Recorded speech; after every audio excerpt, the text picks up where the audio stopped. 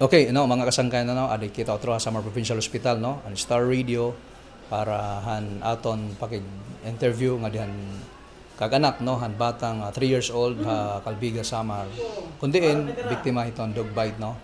So inen kanina ha aton interview permanent live naggagatag ng mensahe ito naton mga ang kaganak ano, both parents pati yan dog owner. Nga adig yapon na suporta di ran kapasibayan no. So, otro, naton pagpasalamat han JFR Construction Incorporated no. And Remigio family. An era 5,000 niya cash no, gin paabot po. Ano po nimo sasaringan, sir? Salamat po ang bumulig amon. So, Na buligan namin amon anak. ate, otro po.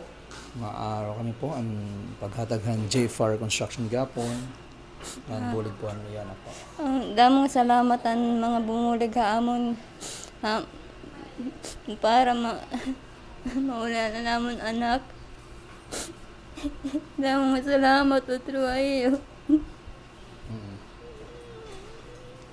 Hira ati never pa nagsiring na maarong bulig. Pero kami na lang po masiring iyo nga kumbaga may da kamo igahatag nga bulig, adi po sa Samar Provincial Hospital o kon ma-transfer man nira. May da po kamo ati GCash po.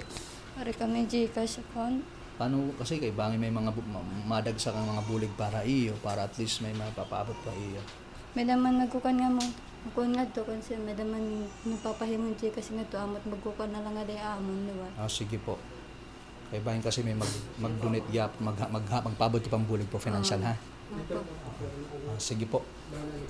So, if in case pwede man na Star Radio ngan kami na pong bahala kung kaso may da kamo ipapaabot nga bulig mag-message lang mo Star Radio Katbalogan FB page no ngan kami na magsasaliksik no kaya mat naton kuanon ha pwede nga naton personalon pagkadto ha hospital kun din po mapabaro mong kami kay pag after niyo makanimanggap kami sa Samar Provincial Hospital pag kuan kun din kamong hospital nagpasikad ano po kun halimbawa Tacloban ano po para maipabot namon na iyo itong bulig yapon financial. So, thank you po. Sige, damo nga salamat ta iyo nga tanan nga bumulig ka amon. Nga nagsuporta amon nga mabuligan an amon anak nga mauli. Damo nga salamat. Anta anong ngaran ni Bibi? Sheila Misingko po. Sheila Misingko. Mga Misingko family no. So, mga takalbiga ngayon kamo nga ano. Sige.